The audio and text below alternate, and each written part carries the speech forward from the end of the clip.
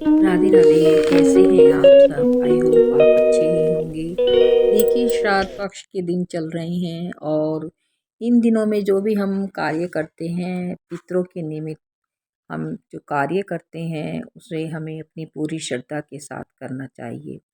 वैसे तो पूरे 16 दिन हमें 2 रोटी अवश्य ही निकालनी चाहिए, लेकिन जिस दिन हमारे घर में हमारे किसी पूर्वज का श्राद्ध हो, तो उसमें हमें अच्छे से अपनी सामर्थ्य के अनुसार खाना बनाना चाहिए। तो आज हमारे यहाँ पे श्राद्ध है, तो मैं ये खाना बना रही हूँ, खीर बना रही हूँ, आलू की सब्ज़ी है और पूड़ी बनाऊँगी। तो हमें अपनी श्रद्धा के साथ ये खाना बनाना चाहिए और किसी ब्राह्मण को भोजन कराना चाहिए। ब्राह्मण के अभाव में यदि ब्राह्मण ना मिले तो गाय को या कौवे को रोटी भी आप खिला सकते हैं और ब्राह्मण के यहाँ सीधा अवश्य ही पहुँचा दें।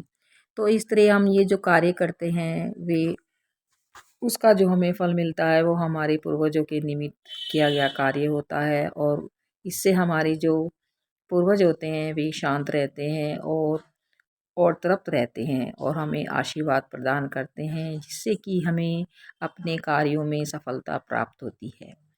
और परिवार में ये कार्य, कोई भी कार्य हो, श्रद्धा के साथ करना चाहिए। तो एक महिला का ये कार्य होता है कि वह श्रद्धा के साथ भोजन बनाए और उसे उनके निमित्त कार्य करे। उसे मतलब क्रोध के साथ ये मतलब भोजन नहीं बनाना चाहिए। शांत स्वभाव से भोजन बनाया जाए और दान किया जाए, तो वही हमारे मतलब पूर्वजों तक पहुंचता है। और श्रद्धा के साथ ही हमें अपने ये पूजा पाठ हैं और श्राद्ध कर्म है ये करने चाहिए। क्रोध के साथ न करें, इससे हमें फल नहीं प्राप्त होता और ना ही हमारे पूर्वज तृप्त रहते हैं। पारिवारिक परिवार में महिला सदस्य का ये कार्य होता है कि वह पूरी श्रद्धा के साथ इन कार्यों को करे, अपनी जिम्मेदारी समझकर करे और अपना फर्ज समझकर ये कार्य करे, क्योंकि श्रद्धा के साथ किए गए कार्यों का फल ही हमें प्राप्त होता है। तो इसलिए हमें अपने सभी कार्यों में पूजा पाठ संबंधी और श्राद्ध कर्म संबंधी कार्यों में सफलता तभी प्राप्त होती है जब हम कार्य श्रद्धा के साथ करते हैं। वैसे तो प्रत्येक माह में अमावस्या आती है, तो अमावस्या को भी हमें पितरों के निमित्त जल देना चाहिए, ब्राह्मण को भोजन अवश्य ही कराना चाहिए और ब्राह्मणों को दान अवश्य ही कराएं। पुराणों के अनुसार व्यक्ति या मनुष्य पर जन्म के साथ ही उस पर 3 ऋण, पितृ ऋण, देव ऋण और ऋषि ऋण चढ़ जाते हैं।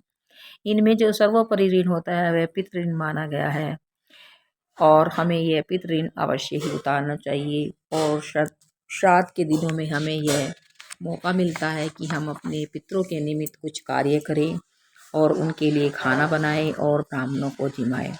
इससे हमारे जो पितर होते हैं वे तृप्त रहते हैं और हमें आशीर्वाद प्रदान करते हैं और हमें सभी कार्यों में सफलता प्राप्त होती है, घर में सुख शांति बनी रहती है। पूर्वजों के उद्धार करने के लिए पूर्वजों के नाम से हमें एक दिया दक्षिण दिशा में अवश्य ही लगाना चाहिए और कुत्ते को, गाय को रोटी अवश्य ही खिलाना चाहिए। अपने पूर्वजों के श्राद्ध के दिन, जिस दिन हमारे यहाँ पूर्वजों का श्राद्ध हो, तो उस दिन हमें ब्राह्मण को भोजन अवश्य ही खिलाना चाहिए। कुछ लोगों का मानना है या नई युवा पीढ़ी का मानना है कि हम ब्राह्मणों को भोजन करवा रहे हैं या कौवे को रोटी खिला रहे हैं, तो इससे वह पितरों को कैसे मिलेगा। देखिए, यदि हम श्राद्ध पक्ष में ब्राह्मणों को भोजन कराते हैं तो वह हमारे पूर्वजों को ही मिलता है। श्राद्ध पक्ष में हमें गया जी जाकर अपने पूर्वजों के निमित्त पिंड दान करना चाहिए। पिंड दान करने से भी हमारी 21 पीढ़ियां तर जाती हैं और हमारी जो पूर्वजों की आत्माएं हैं, वो जो भटकती आत्माएं हैं, उनको भी शांति प्राप्त हो जाती है। तो वैसे भी हमें नॉर्मली श्राद्ध पक्ष में पिंडदान अवश्य ही करना चाहिए और कौवे को रोटी अवश्य ही खिलानी चाहिए। श्राद्ध पक्ष में हम जो भी कार्य करते हैं वह पूरी श्रद्धा के साथ करें और गया जाकर हमें अपने पूर्वजों के लिए पिंडदान जरूर करना चाहिए। श्राद्ध पक्ष में हमें प्रत्येक दिन सूर्य भगवान को जल अर्पित करना चाहिए और दुर्वा के साथ यह जल अर्पित करना चाहिए। श्राद्ध पक्ष में हम गीता का पाठ भी करा सकते हैं।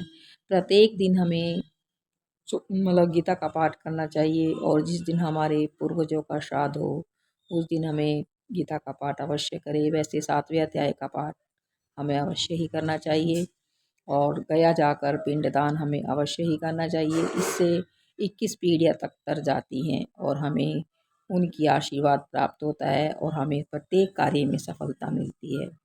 यदि मेरी वीडियो आपको अच्छी लगी हो तो प्लीज़ लाइक करें, शेयर करें और सब्सक्राइब करें और चैनल को सब्सक्राइब करें।